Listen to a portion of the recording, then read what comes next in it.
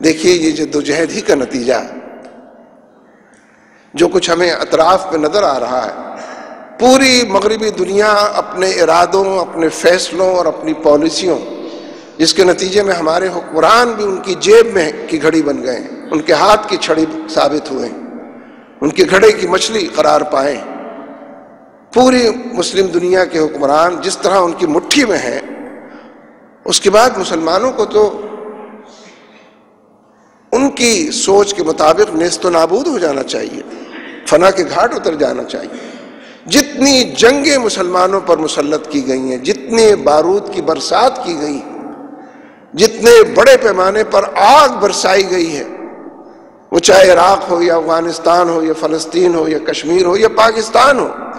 ابھی تو صرف قبائلی علاقوں کی بات ہے نا، اگر میں اور آپ نہیں اٹھیں گے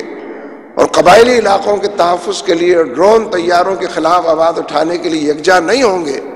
تو کل پنجاب کی باری بھی آئے گی اور سندھ کی باری بھی آئے گی۔ اس لیے کہ امریکہ کو صرف قبائلی علاقوں سے، یہ ٹھیک ہے قبائلی علاقوں کے لوگ کچھ زیادہ مسلمان ہیں باقی لوگوں کے نسبت، ان کا قصور بھی بہت بڑا ہے۔ یہ سارے قبائلی علاقوں کے لوگ تھے، یہ پختون تھے، یہ افغان تھے، جنہوں نے برطانیہ کو شکست دی تھی، جنہوں نے روس کو شکست دی تھی، جو آج امریکہ اور نیٹو کی شکست کا باعث بنے۔ اس لیے ان کے جرائم تو بہت زیادہ ہیں ان کی نگاہ کے اندر، جو سزا بھی ان کی تجویز کی جائے کم ہے۔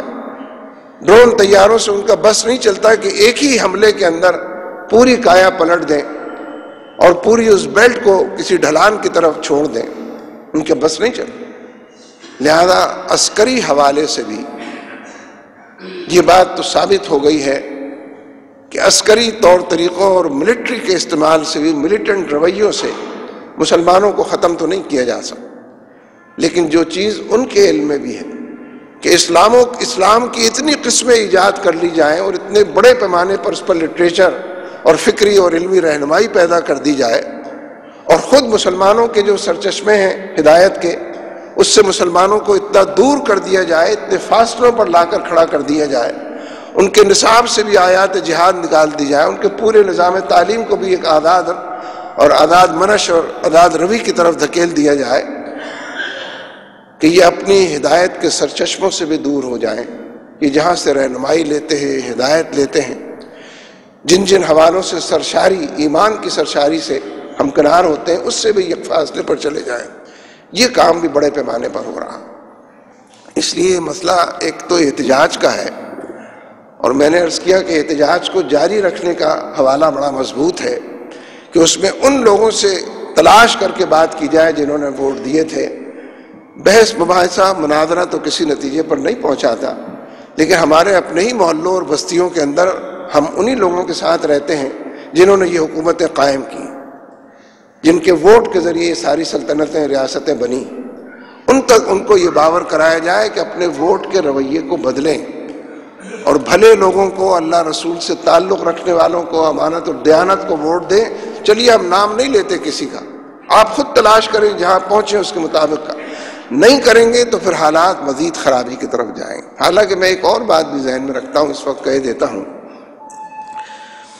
مسلمانوں کے معاشرے میں ایک وقت تھا کہ جب کمیونسٹ انقلاب برپا ہوا کرتا تھا، حالانکہ اس میں بھی لوگوں نے اس منظر کو اپنی سر کی آنکھوں سے دیکھا ہے کہ مسلمانوں کے حکمران وہ تو سوشلزم اور کمیونزم کی بات کرنے لگتے تھے، لیکن معاشرے میں سوشلزم کو سرایت کرنے، دور تک پھیلانے اور پہنچانے کے جو بھی طریقے اختیار کیے جاتے تھے وہ جبر کے ذریعے کیے جاتے تھے اور کارآمد، کارگر اور نتیجہ خیز نہیں ہوتے تھے۔ لیکن بہرحال ایک انقلاب کے نام پر، چاہے وہ سویلینز کا ہو یا فوجیوں کا ہو، ایک ریت رہی ہے کہ کمیونسٹ انقلاب آ گیا اور سوشلزم کا انقلاب۔ اب تو وہ زمانہ بھی لد گیا، لیکن اب پھر انقلاب کی باتیں ہو رہی ہیں۔ خود ہمارے معاشرے کے اندر جن کے خلاف انقلاب آنا چاہیے وہ بھی کہتے ہیں کہ انقلاب آنے والا، اس کی دھمک ہم سن رہے ہیں اور اس کا نتیجہ یہ اور یہ نکلے گا۔ میں آپ ہی کی خدمت میں یہ بات عرض کرتا ہوں، چلیے انہی کی خدمت میں جو 5000 لوگ آج شہر لاہور میں نکلے ہوں گے احتجاج کرنے کے لیے مہنگائی اور بے روزگاری اور لاقانونیت اور امریکہ کے ایجنڈے کے خلاف،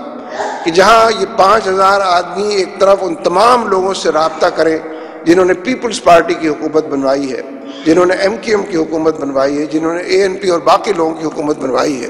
جہاں ایک طرف ان سے رابطہ کر کر نیا ایجنڈا ان کو دے اور کہیں کہ قوم کے سدھار کا نسخہ یہ ہے، وہیں دوسری طرف انقلاب کی بات بھی کریں۔ ہم ایک پاکیزہ اور بابرکت انقلاب کے حامی ہیں۔ ہمارے حوالے سے ہمارے جو انقلاب اول ہیں، انقلابی اول ذات ہے اور نبی اکرم صلی اللہ علیہ وسلم کی ذات گرامی۔ جہاں شرک تھا، بت پرستی تھی، وہاں توحید۔ جہاں انسانوں کو قتل کیا جاتا تھا، لا قانونیت تھی، وہاں قانون کی یہ انقلاب اسی کو کہتے ہیں۔ لیکن ظاہر ہے کہ انقلاب نقطہ نظر کا انقلاب ہوتا ہے، زاویہ نگاہ کا انقلاب ہوتا ہے، انقلاب سوچ اور فکر کا انقلاب ہوتا ہے، انقلاب زندگی کے رویوں کو بدلنے کا انقلاب ہوتا ہے، انقلاب زندگی کی ترجیحات کو الٹ پلٹ کر کے عقیدے کے سانچے میں ڈھالنے کا انقلاب ہوتا ہے۔ آپ کے پاس تو وہ لٹریچر بھی موجود ہے، آپ کے پاس تو ان تقریروں کی تحریریں بھی موجود ہیں جو ان موضوعات پر لوگوں نے کی ہیں اور بڑے پیمانے پر کی ہیں۔ لوگوں کے ذہنوں کی آبیاری کے لیے، انقلاب کے لیے تیار آمادہ پیکار کرنے کے لیے لٹریچر کو فروغ دیجیے۔ وہ جو آج کا اسلامی لٹریچر ہے، وہ جو قرآن و حدیث اور سنت کی بنیاد پر انقلاب کی بات کرتا ہے، وہ جس کے نتیجے میں انسانوں کے درمیان محمود و ایاز ایک صف کے اندر کھڑے ہو سکے، جس میں فرد کی انفرادی زندگی طمانینت اور ایمان کی قوت سے ہمکنار اور سرشار ہو سکے، اور جس میں افراد پر مشتمل معاشرے بوجود حالات کی خرابی سے نکل کر اچھائی کی طرف آ سکے۔ آپ زبانی کلامی بھی انقلاب کا تعارف کرائیں کہ ہم جس انقلاب کے حامی ہیں اس میں کوئی انسان انسانوں کو دیوتا نہیں سمجھے گا، کوئی انسان انسانوں کی بندگی اور ان کی چاکری کے اندر نہیں رہے گا، انسانوں کی غلامی سے نکل کر اپنے رب کی غلامی کی طرف چلنے کا راستہ انقلاب کا راستہ۔ اس لیے اگر یہ دو کام، صرف وہ 5000 آدمی جو آج لاہور میں نکلیں گے، باقی شہروں کی بات نہیں کر رہا میں، احتجاج کے حوالے، ان کو احتجاج کا تصور بھی واضح ہونا چاہیے،